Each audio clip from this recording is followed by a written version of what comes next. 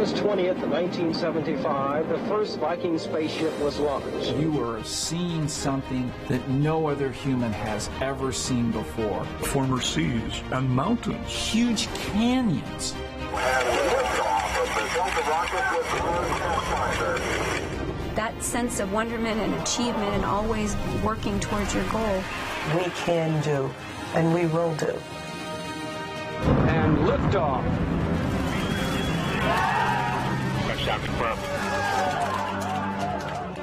Mars is unavoidably special. We've landed and we've scooped. We've roved, we've orbited. Together we did it, but the attitude was together we can do it. The future is what you make out of it. You can make it real. And here we are with Mars Perseverance, 51 years later, getting ready to do the first ever Mars return mission. Eventually, we can bring those samples back to Earth and determine for the very first time, did life exist on Mars?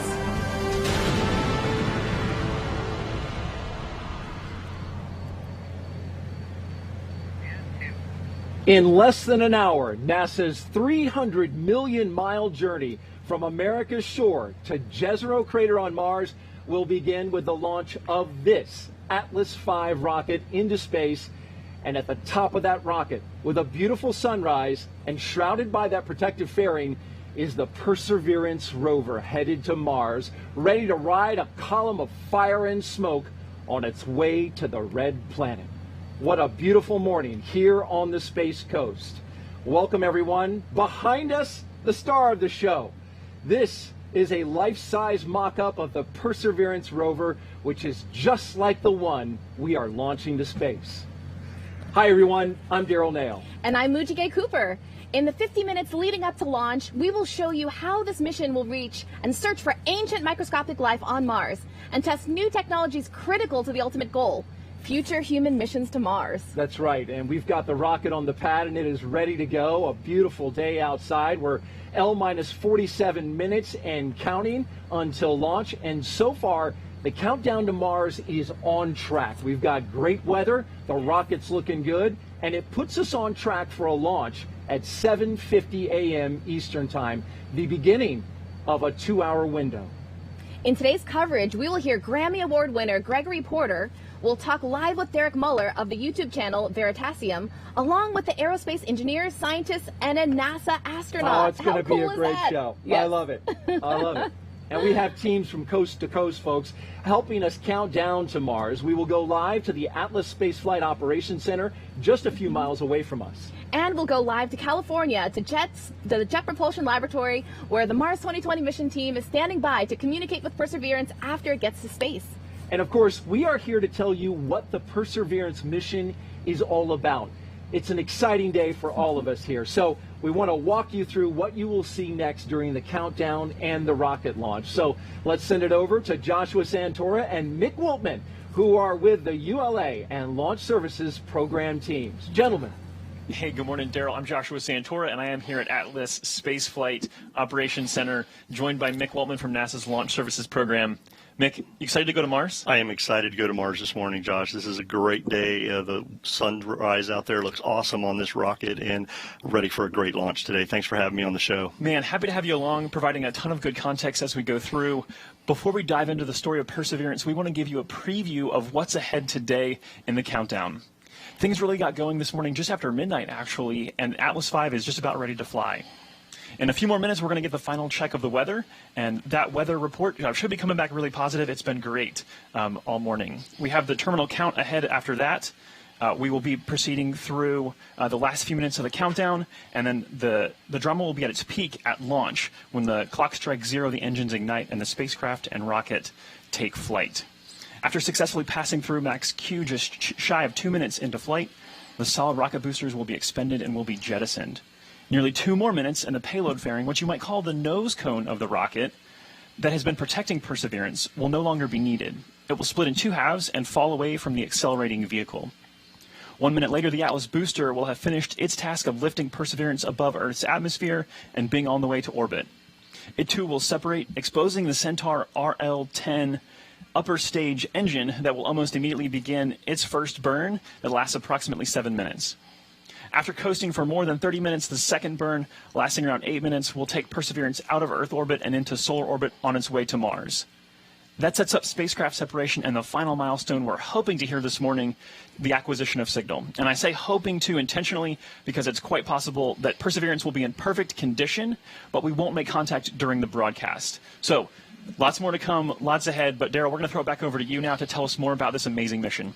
All right, thank you, Joshua and Mick. We've got a lot of really smart people and talented people that we're going to be talking to today, but let's begin with a scientist who's coming up in just a bit. I want to talk a little bit about Mujega Cooper, who's here. She is a planetary protection lead for this mission. Thank you so much. You've been working on this for a while, Moo. Yes, this has been 7 years in the making, and I'm so excited to share this moment with you and with those that are viewing today. I'm just ecstatic. It's fantastic, and we're in a launch period. People probably want to know, why are we launching today? Why are we launching right now? We're in a period that only comes around once every 2 years. Yeah. Explain that. The orbits of Earth and Mars are on the same side of the sun so that we can reach that destination with less fuel. So it's the best time. Short journey, less power. We like that. And we're studying the climate, the geology, and searching for ancient life. But Moo, what kind of life are we talking about here? Well, when we search, we're not going to find dinosaur fossils, right? We're likely, no? unfortunately, likely we're going to find it in the form of microscopic life. We're hoping ancient life. We're hoping. Yeah, we don't know if it's there, right? Yeah, don't know. Okay, well, that's why we're going. Yes. All right, thank you very much, Moo.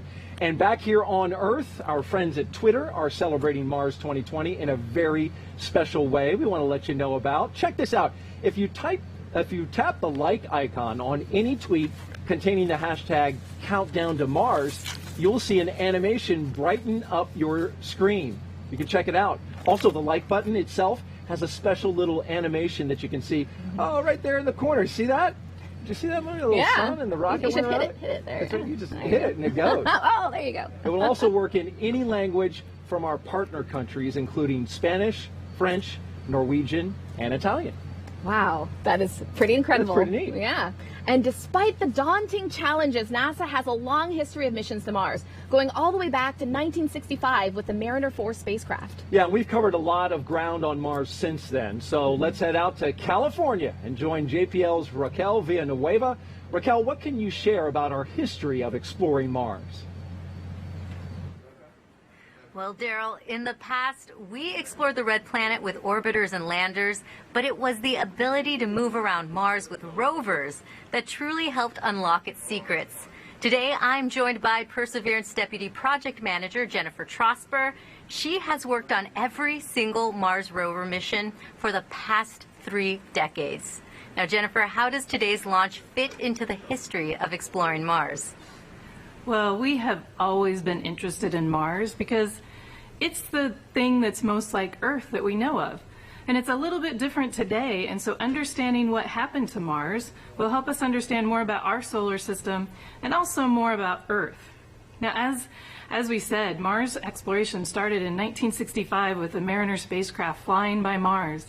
And in 1975, we actually landed the Viking 1 lander on the surface of Mars.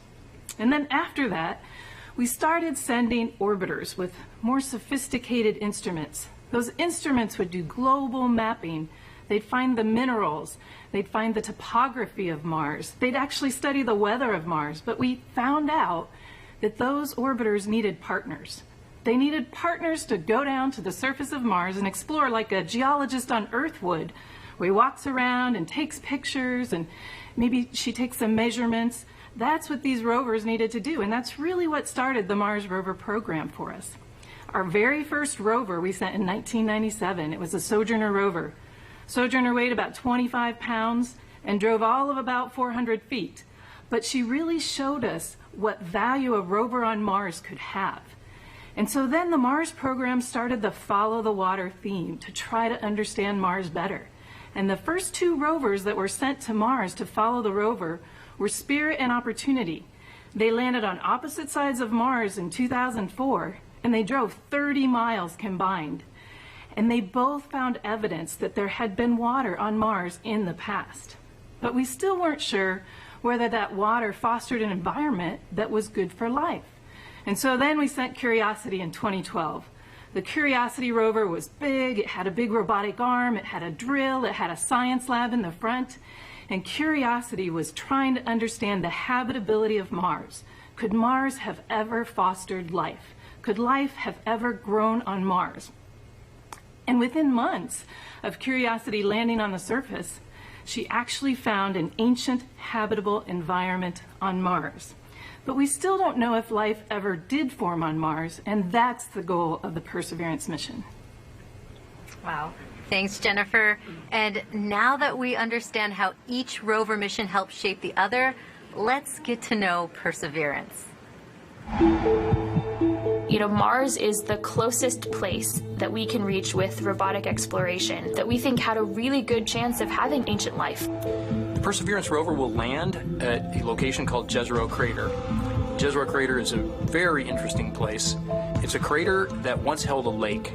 There are a lot of craters on the surface of Mars that could have once hosted ancient lakes, but not every crater that we think had a lake actually preserves evidence that that lake was there. It had an inflow channel and it had an outflow channel. That means it was filled. The crater was filled with water. In Jezero, we have probably one of the most beautifully preserved delta deposits on Mars in that crater. The major goal of the Perseverance mission is to investigate astrobiology on Mars, and in particular, to address the question of whether life ever existed on Mars. The Perseverance rover starts with a design that's very similar to Curiosity, but we've added to it a whole new set of science instruments. And these science instruments were purposefully selected to help us in the search for biosignatures. We're going to be taking microphones with us. For the first time, we're going to have that human sense on another planet. Perseverance carries with her a grand experiment in spacefaring technology, a helicopter, the name of which is now Ingenuity. One of the major upgrades that Perseverance has from Curiosity is that it's able to self-drive for a distance of up to 200 meters per day. As the rover is driving, it's literally building the map of the road it's driving on Mars. Scientists for years have told us that to really unlock the secrets of Mars, we have to bring samples from Mars back to Earth. So what Mars 2020 is going to do is to drill samples, put them in small tubes. We're going to seal it in its own individual tube. We set them on the surface to provide a target for the second two missions, which hopefully will get in development in the next several years and could potentially get the samples back to Earth by 2031. Perseverance is a very, very profound first step in both our understanding of our place in the universe and a stepping stone towards human exploration on Mars.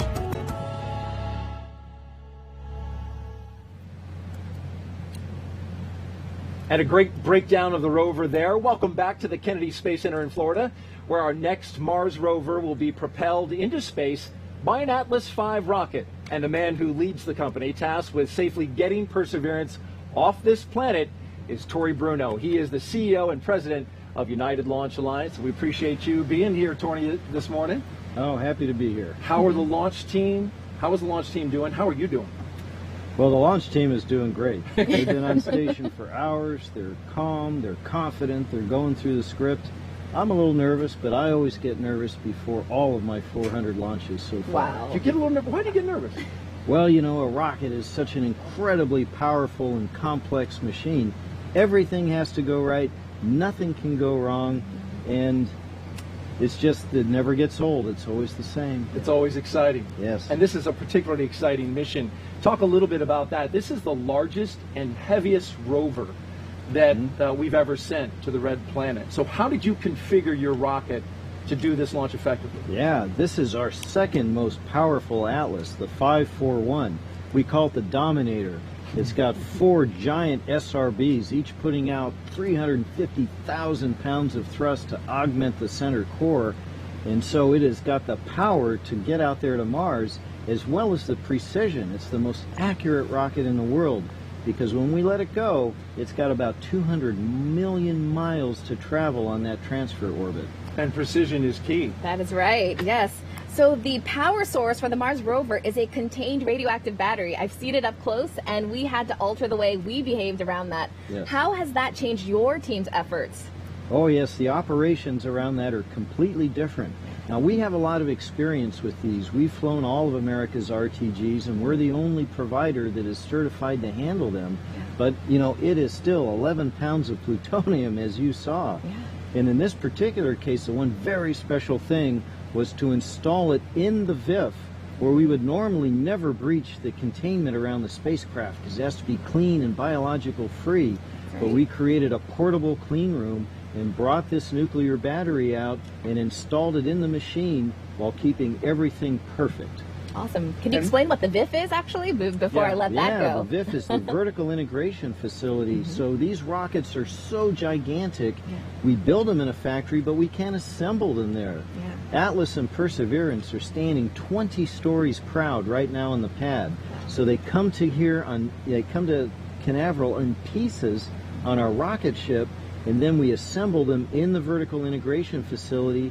And normally the last thing would be to bring an encapsulated, under the fairing, perfectly clean and prepared spacecraft and put it on top, which we did, but then we opened it to install the MMRTG battery. Now that came later in the process, and that was intentional. Yes. You mentioned there's a certification for who certifies the rocket? So NASA certifies the rocket, and then NASA and the Department of Energy certify a provider like us to handle a nuclear payload because of all these special requirements. Very good. You know, when you were preparing for this mission, you couldn't have imagined, a year ago that you would have a coronavirus pandemic wreaking havoc on this state.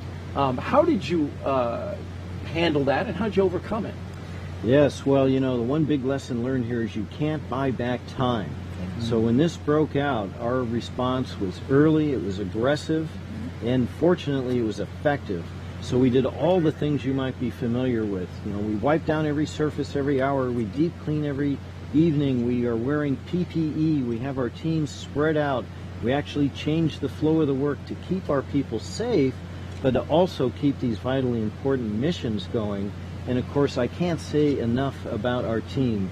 They're so disciplined and so courageous to persevere through all to make our third launch under all of these mitigations. I'm just so proud of them. Well, Tori Bruno, CEO of United Launch Alliance, we appreciate you being here, sharing your knowledge with us. Good luck with the rocket launch today, and enjoy it. Thank you very much. Go Atlas, you. go Perseverance. All right. The countdown to Mars is well underway. Let's go to our launch commentator team for an update on the pre-launch efforts and a weather forecast. Joshua? Hey, thanks, Moo. Operations this morning have been really pretty quiet. Mick, can you tell us what's transpired to get the rocket to the point that it is today, right at this moment? Yeah, actually, Josh, it's great to have a quiet countdown this morning. That means really good things for us here in the ASOC. But the teams did come on station today about midnight. They got on station, started configuring the launch vehicle, getting it ready for fueling, as we've been listening to them fuel the first stage Atlas with LOX and the second stage Centaur upper stage with cryogenics. The team continues to do that. They've checked out the avionics, the electrical systems. They've also done a flight termination system check with the range. So all systems are looking nominal, and the team is now currently in their T-4 and holding and just assessing the telemetry and the launch vehicle as we get ready to lift off this morning. Yeah, and it is a programmed hold, so this is part of the plan. This is not anything going wrong. We do have a 2-hour window today, but everything is charging ahead towards that 7:50 a.m. Eastern liftoff time. We want to introduce you to a few of the teams involved this morning. We want to start with the U.S. Space Force. They're responsible for the range operations and weather activities. So, Mick, tell me about the range really fast before we get this weather briefing in just a few seconds. Yes, the United States Space Force is responsible for public